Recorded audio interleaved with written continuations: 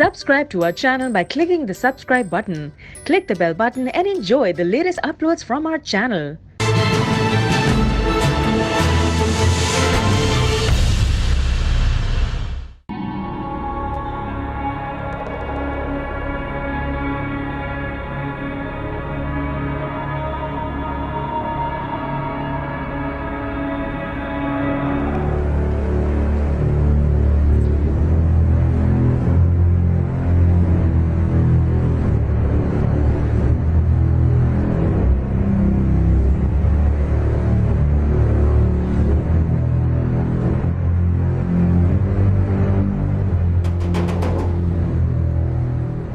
आ रही हूँ। कौन है? आपा मैं सानिया। सानिया कौन? आपा एक मिनट दरवाज़ा खोलिएगा। अस्सलाम वालेकुम। वालेकुम सलाम। वो ना दरअसल मैंने ना जल्दी में उल्टी शलवार पहनकर आ गई हूँ। वो मेरे हस्बैंड हैं। क्या मैं एक मिनट के लिए आपका वॉशरूम यूज़ कर लूँ? फ़ौरन से बस शलवार सीधी करके पहन लूँगी। ठीक है, बहुत बहुत शुक्रिया।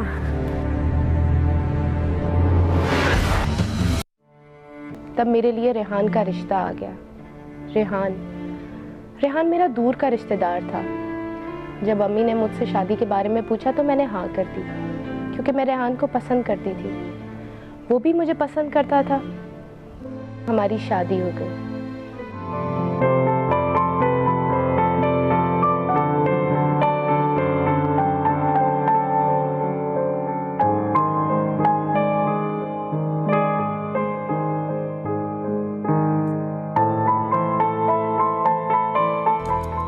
लेकिन शादी के कुछ ही अरसे के बाद मुझे इस बात का अंदाज़ा हो गया कि रेहान एक नंबर का हद हराम इंसान है। जब मेरा बीकॉम का रिजल्ट आया तब वो मुझ पर जॉब के लिए दबाव डालना शुरू हो गया। फिर क्या, मैं ऑफिस जॉब के लिए रुलती रही। लेकिन जॉब तजुर्बे की बिना पर मिलती है, जो कि मेरे पास नहीं था।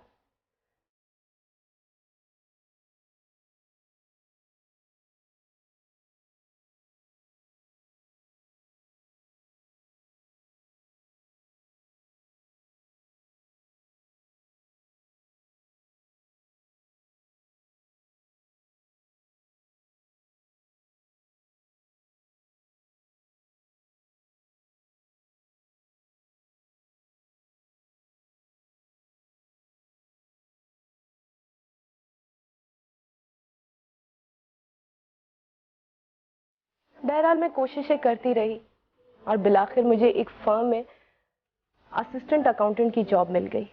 मेरे बॉस बहुत ही अच्छे इंसान थे। शुरू में तो मेरी सैलरी कम थी क्योंकि मैं काम सीख रही थी, लेकिन फिर कुछ ही महीनों के बाद जब मैं काम सीख चुकी थी तो मेरी सैलरी माकूल हो गई।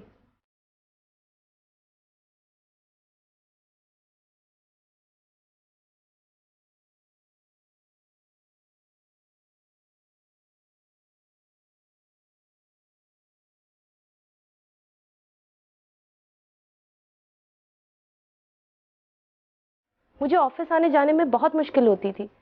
जब ये बात मैंने अपने बॉस को कही तो उन्होंने एक छोटी गाड़ी ड्राइवर के साथ हमें दे दी, जिसमें ऑफिस की दूसरी फीमेल स्टाफ भी पिक एंड ड्रॉप की सर्विस लेती थी।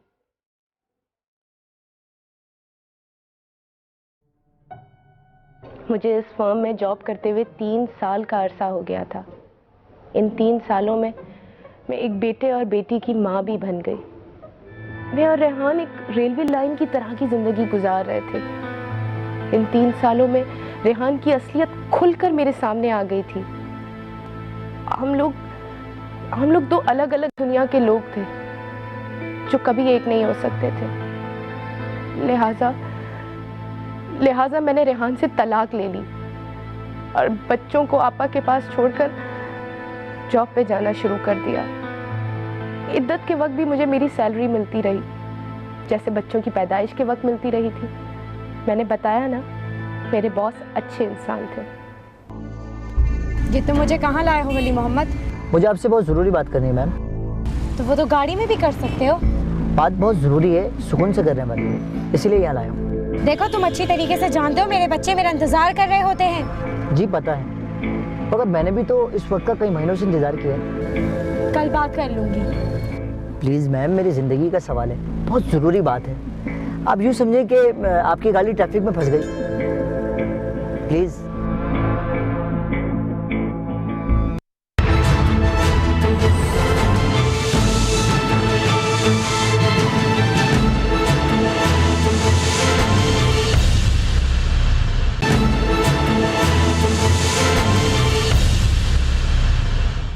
मैं जब से जॉब कर रही थी तब से वली मोहम्मद वहाँ का ड्राइवर था।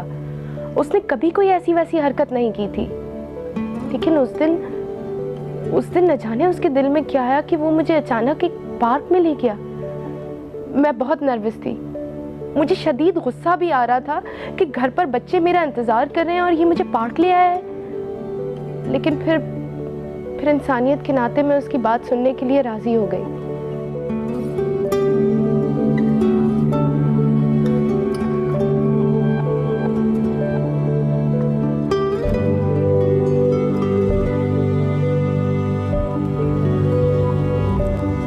जल्दी बोलो, क्या बात है?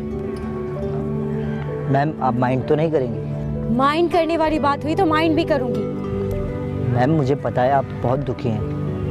रेहान साहब ने आपके साथ ठीक नहीं किया। तुम मेरा पर्सनल मैटर डिस्कस करने के लिए मुझे यहाँ लाए हो? नहीं मैम, मैं तो अपना मैटर। कहो, चुप क्यों हो गए हो? देखें, आप मुझे अच्छी लगती हैं, मैं आपसे दोस्ती करना चाहता हूँ। तुम पागल तो नहीं हो गए? औकात का अंदाजा है तुम्हें अपनी? हैसियत क्या है तुम्हारी? मैं अभी बॉस को फोन करके तुम्हें अभी नौकरी से निकलवाती हूँ। Sorry ma'am. सॉरी का बच्चा। मैम, कुछ ख्याल करें, देखें सब लोग देख रहे हैं। तू देख, मैं तुझे कल ही नौकरी से निकलवाती हूँ, समझा? मैम, मुझे वली मोहम्मद की बातों पर बहुत गुस्सा आ रहा था। मैंने उसे दिल खोलकर जलील किया था। गुस्से में मैंने उसे नौकरी से निकलवाने की धमकी भी दी थी। लेकिन न जाने क्यों वली मोहम्मद मेरे दिमाग में जैसे घुस के रह गया था। मैं सारी रात सो नहीं पाई, करवटें बदलती रही और उसी के बारे में सोचती रही।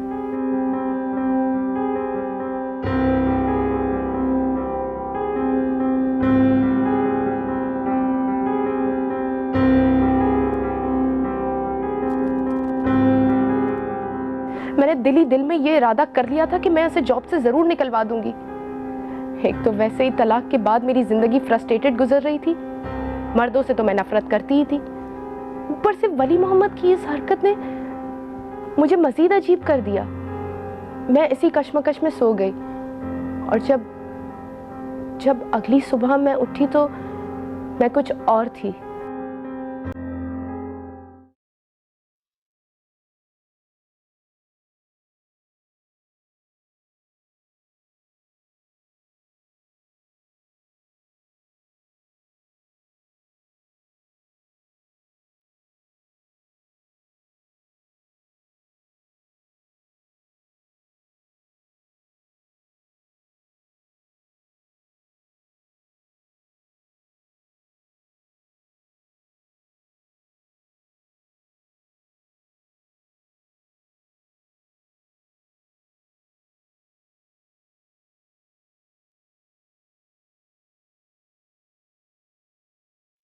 रात को मुझ पर जो कैफियत तारी हुई थी, सुबह में उससे बिल्कुल मुख्तलिफ थी। तलाक के बाद पहली दफा मुझे ऐसा महसूस हुआ था कि मैं भी एक जिंदा औरत हूँ, मेरे सीने में भी दिल है। उस रोज मैंने अपनी पसंद का गाना सुना, खुद अपने आप को तैयार किया। मैं अंदर से बहुत हल्का फुल्का महसूस कर रही थी।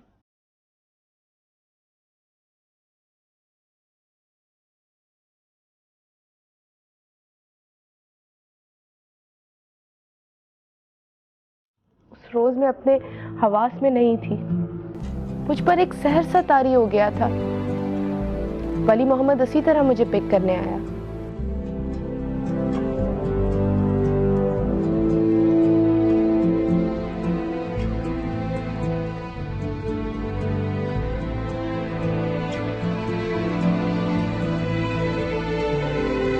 चलो भी मेरे साथ, अब क्या तुम्हें दावत देनी पड़ेगी? आओ।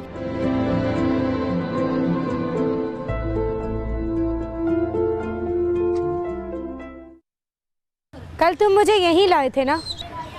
जी मैडम, मुझसे गलती हो गई। मुझसे दोस्ती करना चाहते हैं? मैंने आपसे माफ़ी मांग ली थी। वली मोहम्मद, एक औरत और मर्द की दोस्ती का मतलब समझते हो तुम? जी। तो फिर मिलाओ हाँ।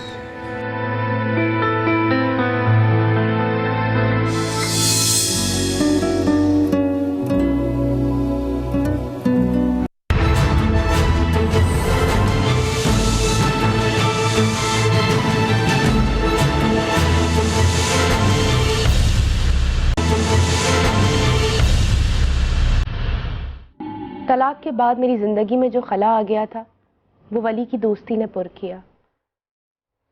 मैं और वली एक दूसरे के लिए लाजिम मलजूम हो गए थे। मैं वली की मोहब्बत में इतनी अंधी हो गई थी कि मैंने अपने बच्चों को ही फरामोश कर दिया। मैं अपने बच्चे आपा के पास छोड़कर वली के साथ रहने लगी। अजीब मां थी मैं। एक मर्द की मोहब्बत में मैंने अपने बच्चों की मोहब्बत फरामोश कर दी, उन्हें भूल गई मैं। शायद मुझ जैसी मां के लिए ही संगदिल मां का लफ्ज इस्तेमाल हुआ है। किताबों में बिल्कुल ठीक ही लिखा है, मोहब्बत अंधी होती है।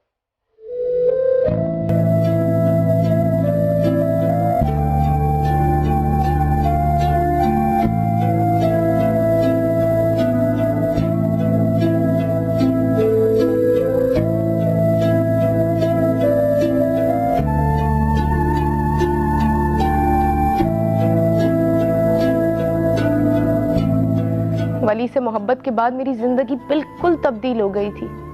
ऑफिस के बाद वली का एक दोस्त एक नई गाड़ी के साथ हमें पिक करता। हम बहुत अच्छे रेस्टोरेंट में जाकर खाना खाते। ये हमारा रोज का मामूल हो गया था।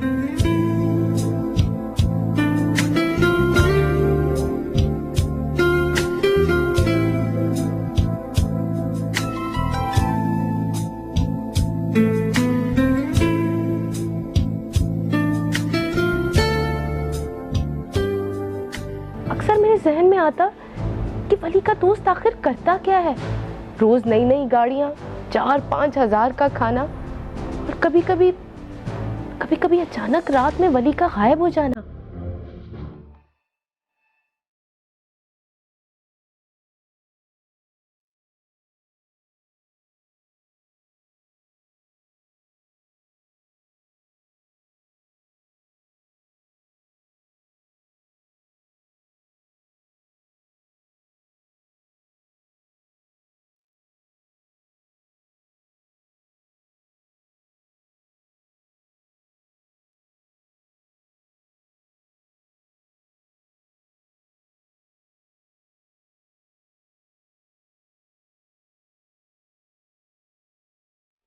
कभी अचानक रात में वली का गायब हो जाना मेरे दिमाग में कई सवालात पैदा कर रहा था।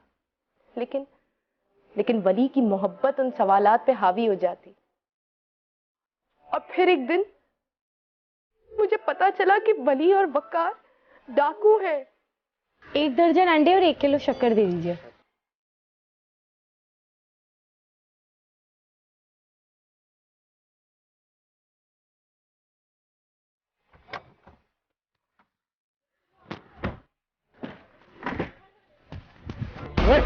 जल्दी कैश निकाल सारा, जल्दी कर साले, निकाल वरना ठोक दूंगा फिर। जल्दी कर, जल्दी कर। ओए पुलिस, चलिए।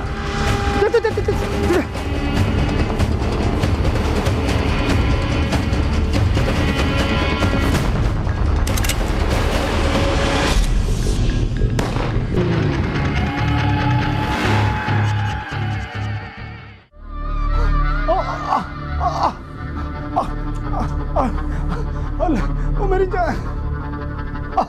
हौसला कर यार, मामूली जख्म है। शुगर कर गोली हड्डी में नहीं लगी, सिर्फ छू के गुजर गई। और तू क्या इधर भूत बनी खड़ी है? जा अपना कोई दुपट्टा लेकर आ, पट्टी करनी है। तुम लोग डाका डालते हो, ये बात मुझे पहले क्यों नहीं बताई थी? तुझे बताते तो क्या कर लेते? ओए ये पकड़वा देती। ये जो तू रोज रोज अयाशी करती है ना, इसी काम की वजह से करती है। इसको ये भी अच्छी तरह समझा दे, इस डाके में ये भी शामिल थी। अगर पुलिस ने हमें पकड़ा तो ये भी नहीं बचेगी। समझ गई ना? अब एक काम कर, अच्छी सी चाय लेकर आ।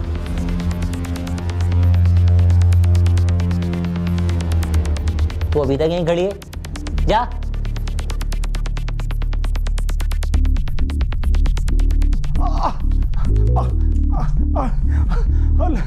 पिछले 3-4 माह से मैं जिस इंसान की मोहब्बत में गिरफ्तार हूँ, अपने बच्चों को भुलाए बैठी हूँ, वो शख्स एक डाकू है।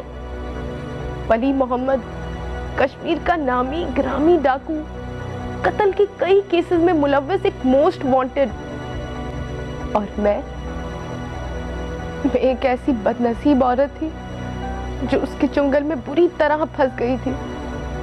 मेरी कैफियत ऐसी थी कि ना मैं निगल सकती थी और ना ही मैं उगल सकती थी।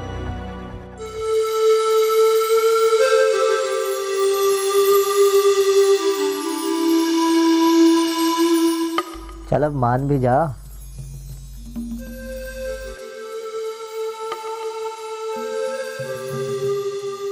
अच्छा एक बात बता, तुझे यार की यारी प्यारी है या उसका धंधा?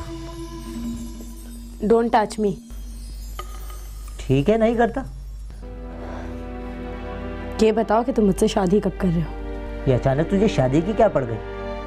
मैं और तू एक दूसरे से प्यार करते हैं, क्या ये काफी नहीं है? वली, मुझसे एक वादा करो, तुम ये सब काम छोड़ दोगे।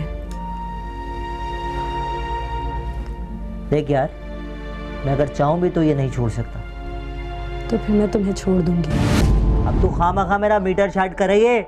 अगर मेरा मीटर ज्यादा शार्ट हो गया ना तो ये गोली तेरे भेजे में उतार दूंगा, फिर ये लव स्टोरी का दी एंड हो जाएगा। पहले तुम्हें रोती थी तो तुम मुझे मना लेते थे, अब गोली मारोगे। बुरी लगने लगी हो ना, दिल भर गया मुझसे। खामोश, ना खुद सोती है ना दूसरों को सुने दे रही है।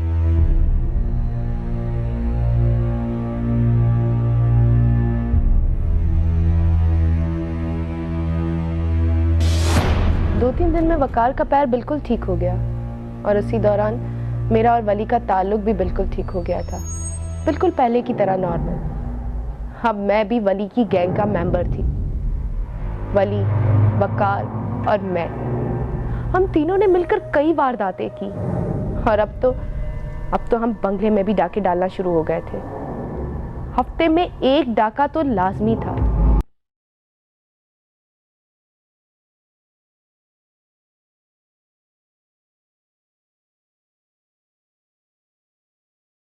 वली की सोच थी कि डाके के लिए 3 अफराद काफी हैं।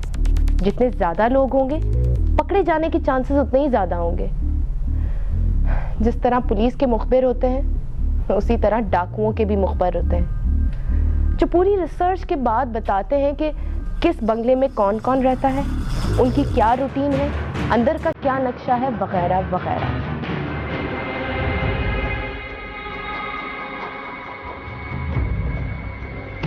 प्लान समझ में आ गया? धांसू प्लान है बॉस। लेकिन एक बात का ख्याल रखना। क्या?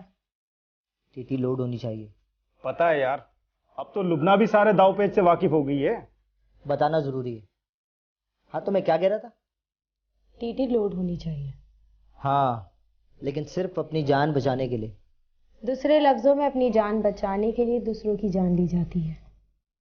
शाबाश।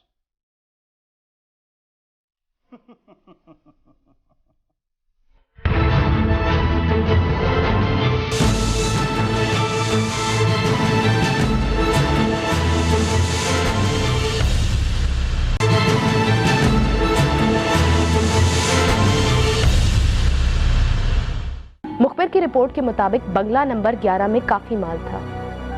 बंगले में सिर्फ मियां बीवी रहते थे। उनके बच्चे मुल्क से बाहर थे, लेकिन घर में काफी सारे जेवरात थे। प्लान के मुताबिक हम लोग बंगले पर पहुंचे।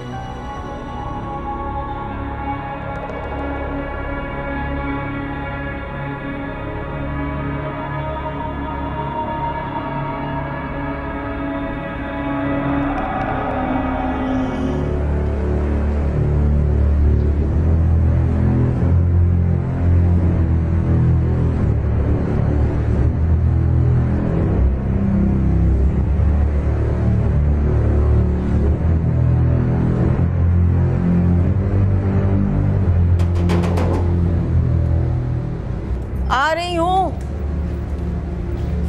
कौन है? आपा मैं सानिया। सानिया कौन?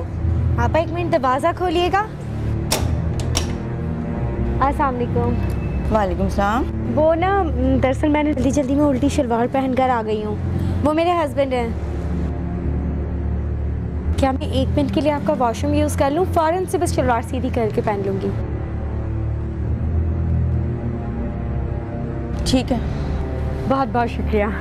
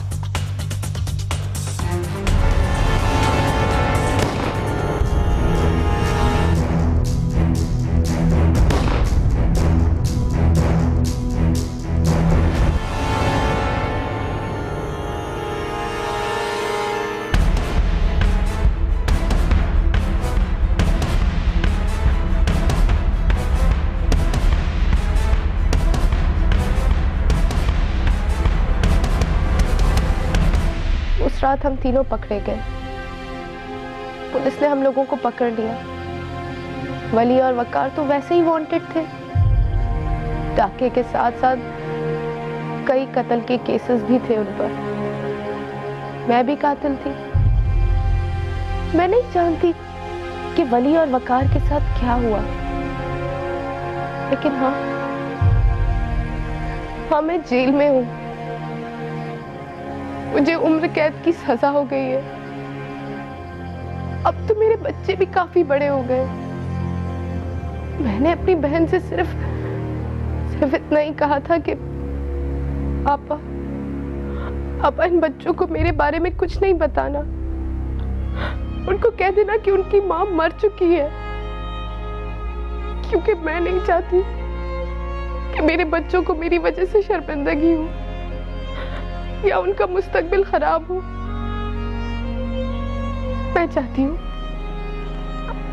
हूँ कि मेरा बेटा पुलिस ऑफिसर बने, और मुझ जैसे बदमाश, बीमार जहनों यानी क्रिमिनल अफराद को पकड़े।